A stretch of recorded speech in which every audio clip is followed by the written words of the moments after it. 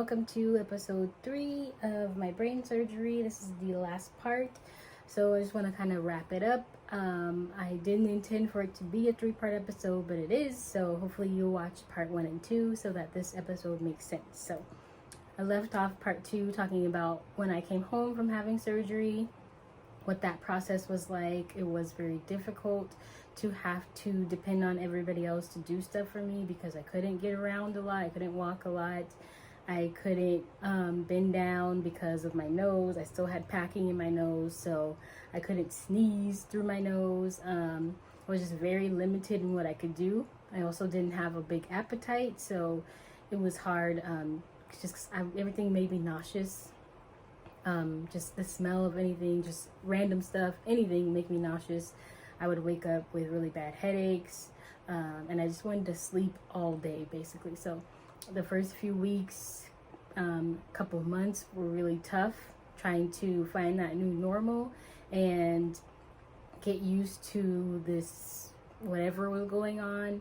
I also had a return of the anxiety attacks, so they came back super heavy every now and again. Like it was like a normal thing, like once a week, if not more, of just having a random anxiety attack and feeling anxious about something, or feeling anxious about the future, feeling anxious about if I'm always going to feel this way, feeling anxious about when I'm going to feel better, is, just all kinds of anxiety provoking thoughts triggered me to feel like I had to do this, and just it was just, if you've ever had an anxiety attack, it goes through your whole body and you just feel like you need to run.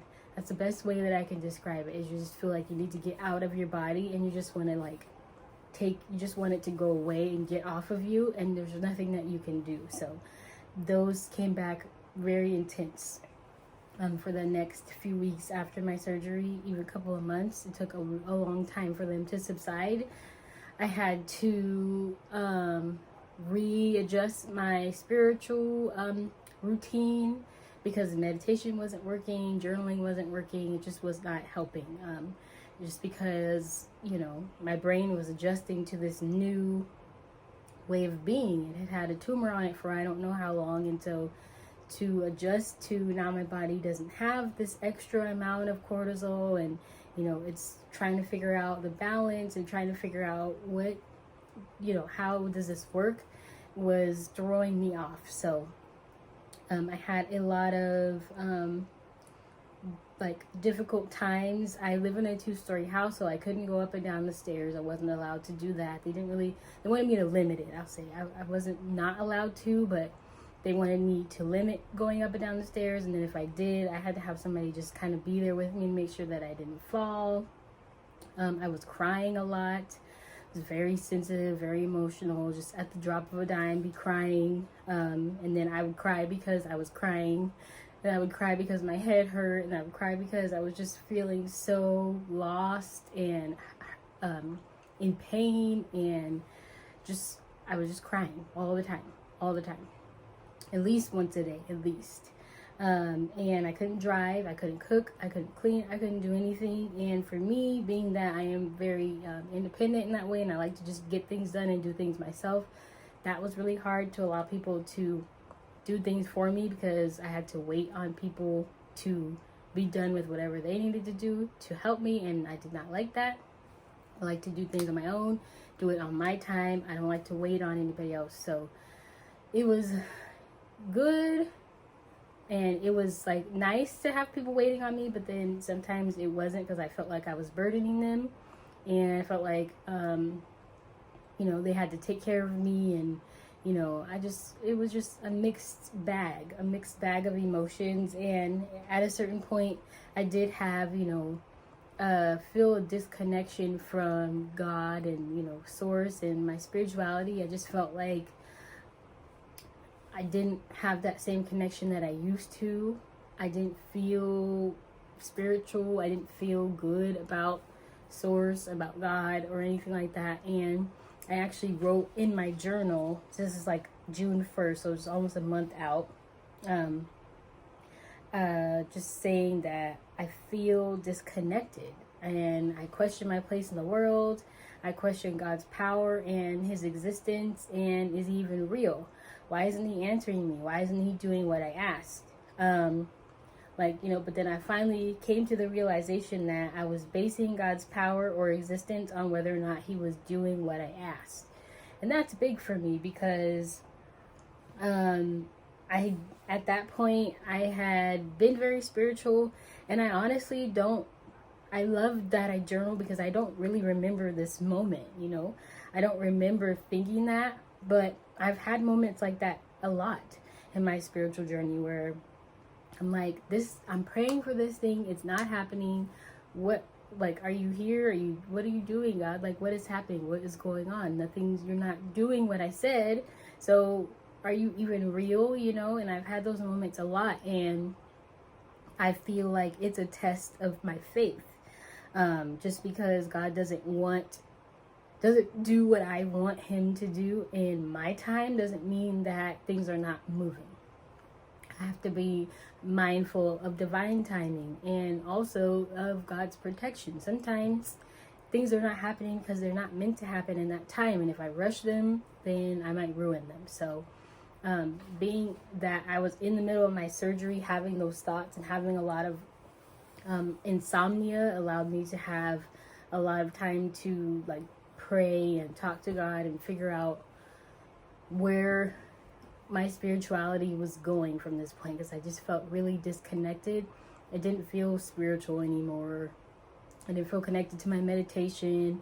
I didn't feel connected to my crystals. I didn't feel connected to any part of my spirituality that I had, built that thus far. I just felt disconnected from everything. And so it was a big test of faith. It was a rough, few months of trying to find my way again and trying to figure out who I was and what my purpose was and why all this was happening to me, in the midst of my body literally trying to regulate itself.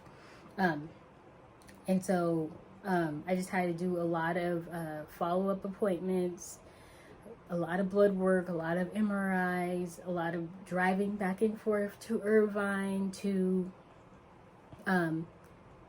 get checked up and meet with my doctors and get the packing out of my nose and check and make sure my nose is okay. And then I had to go to the ENT, and they had to go up and clean out stuff out of my nose and to make sure I was healing properly. So it was a really long process, and I still have to go sometimes to have checkups and have MRIs done to make sure that the tumor is not growing back, and to make sure that things are progressing in the way that they should. So it's still been a really long process, but it is not as bad as it was.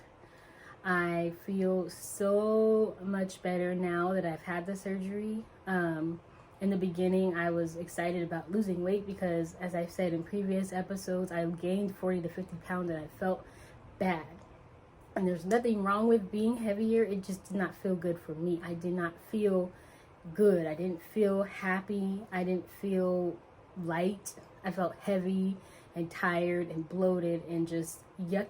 And so that was one thing that I really wanted to get out of the surgery, is to lose some of the weight, because I know that other people have talked about how much weight they lost after the surgery. And so when it didn't happen right away, that was something else that was anxiety provoking. Okay, I had the surgery, I'm not losing weight.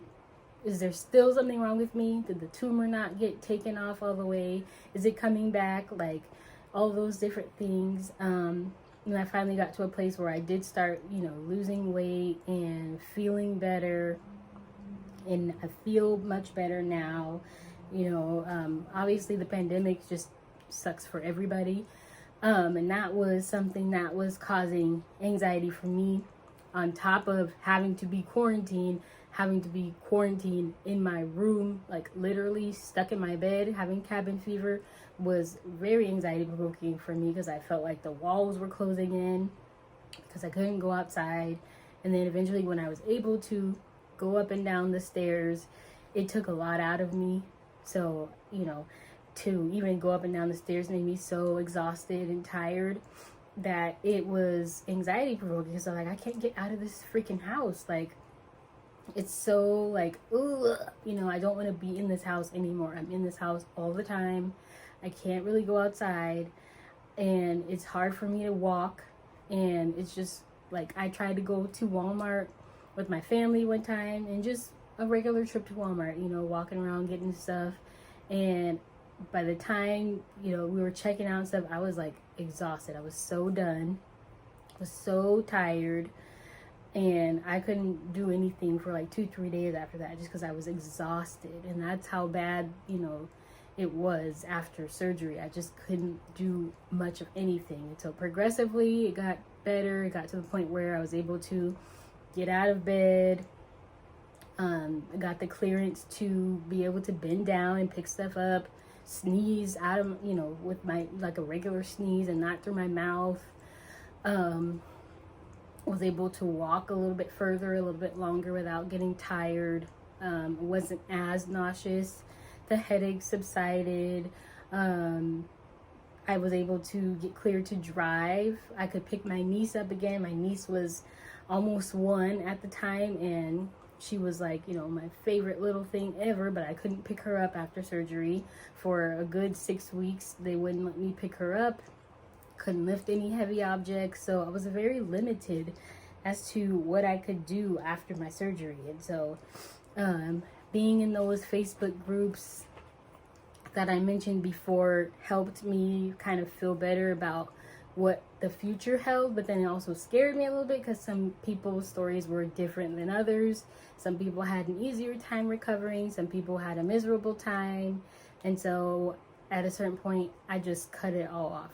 I just removed myself from all the groups and decided that my recovery journey was going to be mine, and I wasn't going to base it off of anybody else's recovery journey. I was just going to let whatever happen. And that kind of tied into me having faith that I was going to be okay. I didn't need to know what was going to come next. I just had to just have faith that it was going to be okay. And in the midst of recovering, I turned 30. Was not what I planned. I definitely didn't plan to spend my 30th birthday, you know, without being able to really get around and move. But I couldn't really do much anyway, because we were in the middle of a pandemic. So yeah, I just took that time to kind of reflect and be thankful that I made it to my 30th birthday, that I didn't have any serious complication. There was no spinal fluid leaking. I didn't have any loss of any senses or abilities. I was still fully capable of, you know, doing things for the most part. It just was going to take a while for me to get there. So like, even taking a shower, I would have to like sit down. I couldn't stand up in the shower for a long time because I would get dizzy and tired. So just little things like that you take advantage of, and you take for granted, I guess.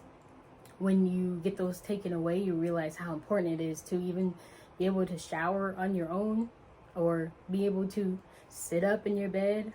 You know, all those different things. I kind of didn't have to necessarily relearn to walk, but I just had to, well, I guess in a way I did have to relearn to walk and relearn how to stand up. You know, I had to when I was in the hospital, I had to take my time to actually sit up. Okay, turn this way, put your feet to the side of the bed, take your time to stand up. That was really hard. All those things I had to kind of like practice and relearn after surgery. So I feel much better now, and over time I started to have an appetite again, and I wasn't as tired, and I was able to walk, you know, longer distances. Like I said, I lost weight. You know, I lost a good 30 pounds. I feel better. I feel lighter. I feel happier. I feel more connected to my spirituality. I feel confident. I feel stronger. My skin cleared, and I had really dark stretch marks on my stomach, which is also a sign of Cushing's, and those have lightened. And I just feel like myself again, a better version of myself, because I'm not so tired and, you know, sluggish and just feeling yucky. I feel really good, and I feel connected to my spirituality again in a new way. And confident to the point where I can do this vlog, and doing this vlog makes me feel really happy. Sharing my story makes me feel happy. The fact that I'm willing to take this risk makes me happy, because this is not where I thought I would be. When I was in the midst of recovering from my surgery, I felt like I was gonna be in that bed forever. I felt like I was gonna have anxiety attacks forever. I felt like I would not be able to eat forever. And even now, every now and then I have bouts of like nausea, and just days where everything just makes me nauseous. And I just go to my Del Taco burritos. It's my default. But it's very sporadic. It's very rare that happens. And for the most part, the headaches have subsided completely, unless I have like a headband or something on. I've noticed that I'm a little bit more sensitive than I used to be. When my hair is tied up, even now having this hair tie in my hair, it's kind of making me have a little bit of a headache. So I'm definitely going to be taking this out when this video is over. But yeah, so just little things lingering from surgery. And of course I still have to have my MRI checkups to make sure that everything's okay. I have to take my hydrocortisone medicine every single day, because my body from the surgery was not creating it on its own.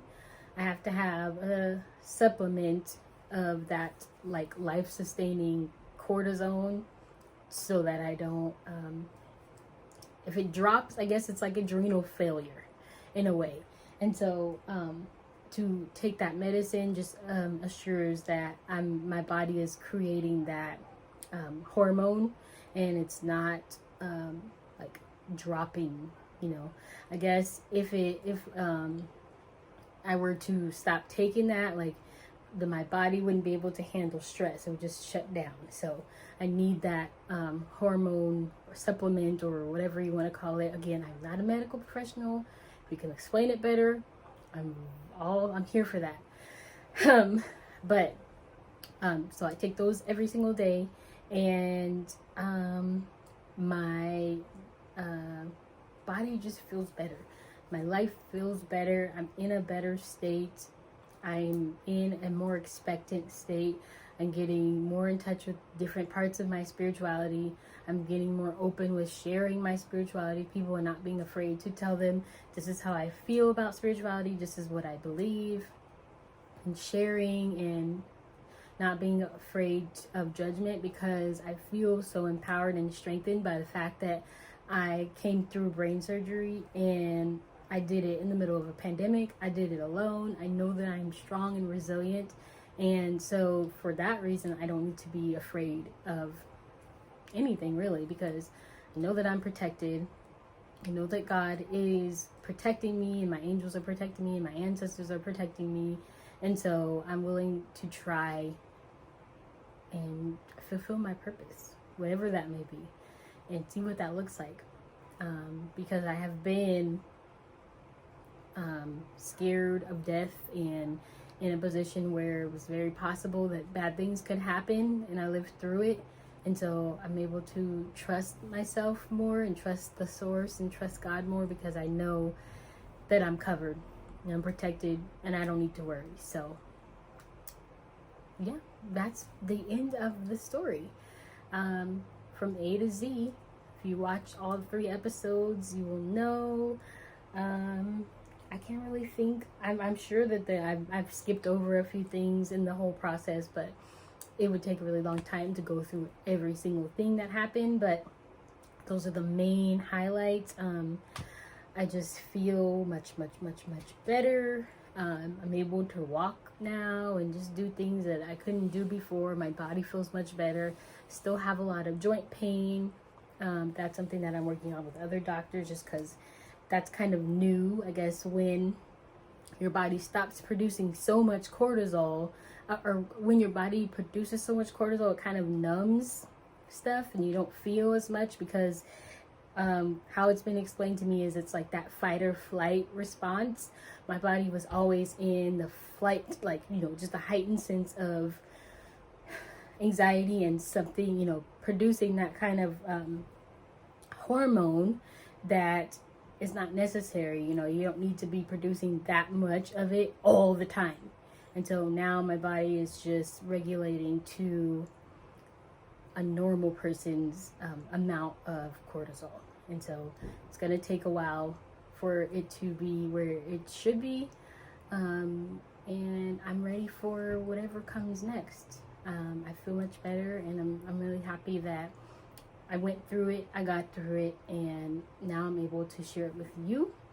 I hope that anybody who may be experiencing something similar will research Cushing's disease. If you feel like maybe you are experiencing this, if you've been previously diagnosed with PCOS, especially women, and you know, have a rounder midsection, or you have really dark stretch marks, or any of the things that I've talked about in any of these videos, that you will just be mindful to maybe advocate for yourself and ask your doctor to check your cortisol levels, and you know, be seen by an endocrinologist, a hormone specialist, if you feel so. I am not a medical professional, but you should just advocate for yourself. If you feel something is going on, do your research, talk to your doctors, and do what you feel is right for you. So that is my little video about my brain surgery. Thank you for tuning in. I hope that you enjoy all the episodes and the information, and don't forget to subscribe,